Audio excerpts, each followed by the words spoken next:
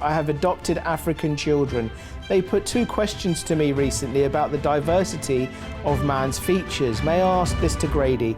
Adam and Eve are our first parents. There are now so many differences in mankind, individual features, color, hair, faces, etc. Did Adam and Eve have every possible feature in their DNA in order to produce a diversity of features over the millennium? The fact of the matter is, we've talked about this. Revelation TV and I produced a DVD on the origin of the races, in which I point out there is absolutely no such thing as different human races. We are all descendants of Adam and Eve, and we are all descendants of the three sons of Noah and their three wives, period. I can say categorically, if the genetic information was not in Adam and Eve, it's not in you.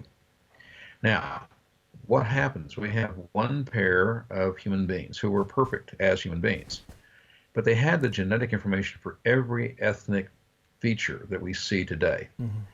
And what people don't realize is, first of all, Adam and Eve were not lily white, and they were not absolutely black. Mm-hmm. They were medium brown, olive-skinned people, just as Jesus was, because the Jews of the Middle East 2,000 years ago were olive-skinned people. Mm-hmm.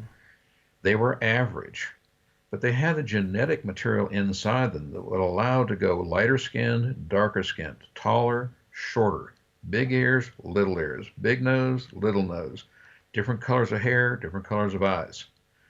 And all of those things were present in their body in the DNA. So the question that was asked was very good, because Adam and Eve didn't have all the features of all the ethnicities, but they had the genetic information to produce all the ethnicities.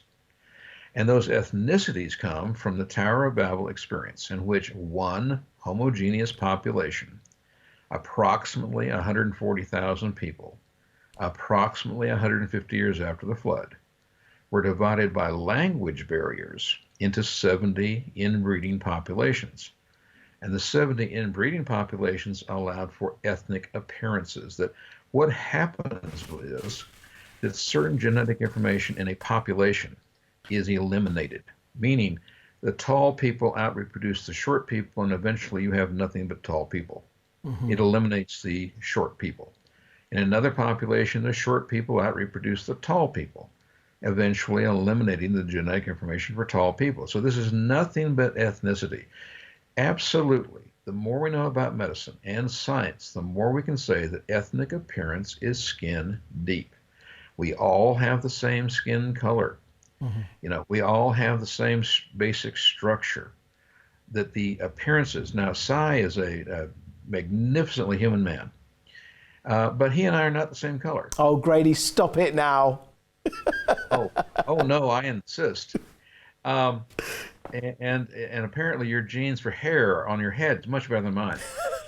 But the fact of the matter is, these are ethnicities, and all three sons of Noah produced people of all different skin colors. It wasn't one son produced dark and another light.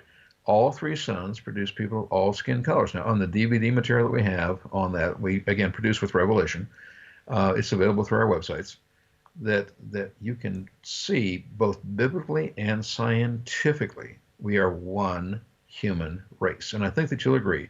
A gentleman from China can marry a woman from North America, and they have children. Mm-hmm. Somebody who lives in Brazil could receive a heart transplant, theoretically, from somebody that lives in Norway, and be a closer genetic match than their own brother or sister. Yeah, very true. Because this is simply the variation within a kind, the variation within a human kind. What's really interesting to me is you got about 7.4 billion people alive on Earth today. The variation genetically between all human beings and their appearance is less than 0.3% of the genetic information. Yeah.